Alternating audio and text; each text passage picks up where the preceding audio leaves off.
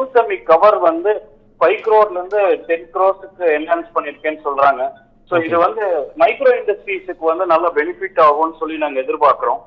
அடுத்தது வந்து customise credit card up to 5 lakhs limit for 10 லட்சம் எம்எஸ்எம்இஸ், அது எஸ்பெஷலி மைக்ரோ இருக்கிறவங்களுக்கு உதயம் ரிஜிஸ்டர் பண்ணவங்களுக்கு கொடுக்குறோம்னு சொல்லியிருக்காங்க. அது ஒரு நல்ல வெல்கமிங் மூவுங்க.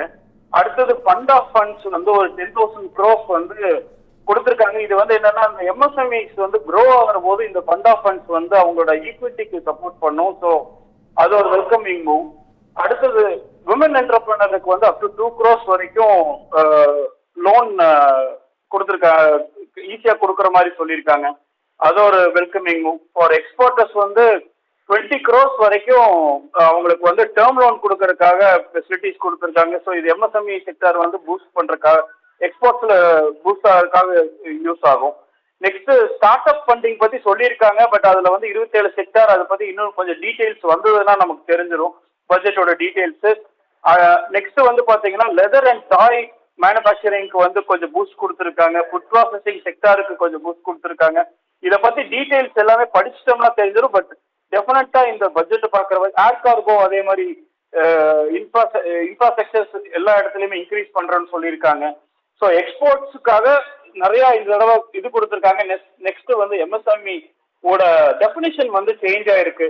ஸோ மைக்ரோ இண்டஸ்ட்ரீஸோட லிமிட்டும் ஸ்மால் இண்டஸ்ட்ரீஸோட லிமிட்டும் எல்லாமே வந்து இருக்கிற எக்ஸிஸ்டிங் லிமிட் வந்து அப்படியே 2.5 times பண்றோம்னு சொல்லியிருக்காங்க.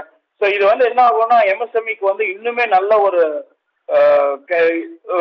ஃபெசிலிட்டிஸ் கிடைக்கும். மைக்ரோக்கு வந்து அவங்க நாங்க நிறைய தடவை சொல்லியிருந்தோம் சார், அவங்க பிளான்ட் அண்ட் மிஷினரி வந்து இன்வெஸ்ட்மெண்ட் வந்து 1 crore தாண்டிட்டாலே அவங்க வந்து மைக்ரோல இருந்து ஸ்மாலுக்கு போயிடுறாங்கன்னு சொன்னோம். ஸோ அந்த இன்வெஸ்ட்மெண்ட் 1 crore லிமிட் இப்போ 2.5 crore லிமிட்டா மாத்திட்டாங்க. 2.5 timesங்கிறது அதுதான் மீனிங். ஸோ அப்போ வந்து பாத்தீங்கன்னா அது பெரிய ஒரு பூஸ்டா இருக்கும் நமக்கு ஆக்சுவலா.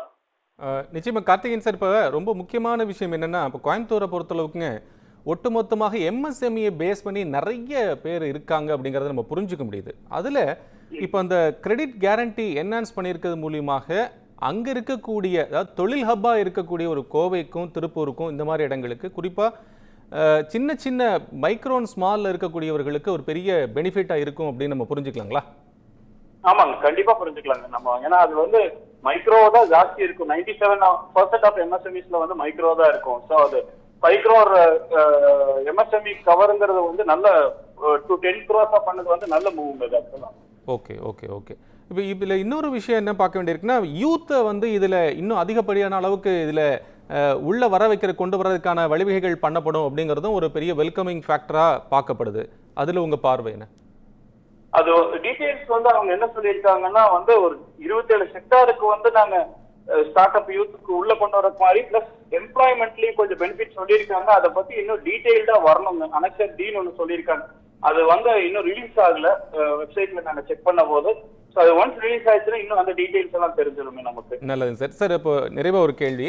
ஓவராலாக இந்த பட்ஜெட் பொறுத்தளவுக்குங்க எம்எஸ்எம்இக்கு என்ன பெனிஃபிட்டை கொடுத்துருக்கு அப்படின்னு நீங்க நினைக்கிறீங்க? ஆர் ஒரு வெல்கமிங் ஃபேக்டர் இது இருக்கு, இல்லை இது இன்னும் கிளாரிஃபை பண்ண வேண்டியிருக்கு அப்படின்னு என்ன நம்ம எடுத்துக்க வேண்டியிருக்கு? நம்ம வெல்கமிங் மூவ் தாங்க. எம்எஸ்எம்இயோட க்ரோத் வந்து இப்போ நம்மளோட லாஸ்ட் பட்ஜெட்ல இருந்து ஜூலை 2024 பட்ஜெட்டும் சரி இப்பவும் சரி பாத்தீங்கன்னா எம்எஸ்எம்இ பத்தி நம்ம நிறைய பட்ஜெட்ஸ்ல கேள்விப்பட்டிருக்கோம். அதே மாதிரி அதுக்கான நிறைய ஸ்கீம்ஸ் கொடுக்குறாங்க. ஸோ எம்எஸ்எம்இயோட க்ரோத் வந்து இன்னும் ஃபர்தரா இன்னும் பெட்டரா இருக்கும் இந்த கம்மிங் இயர்ஸ்ல நம்ம நம்பலாம். இல்லை, ஏன்னா ஏற்கனவே லாஸ்ட் ஒரு 2019, 20, 21 பட்ஜெட்லாம் நாங்கள் வந்து நிறைய யூத்ஸுக்கு வந்து ட்ரைனிங் கொடுப்போம், அந்த மாதிரியான பெனிஃபிட்ஸ் எல்லாம் கொடுப்போம். அது எதுவுமே இதுல வரலைங்க சார். இது இன்னும் வரல. கனெக்ஷன் டி பார்த்துட்டு நான் சொல்றேன். ரைட் சார், ரொம்ப நன்றி Thiru Karthikeyan. Thank you sir. Thank you.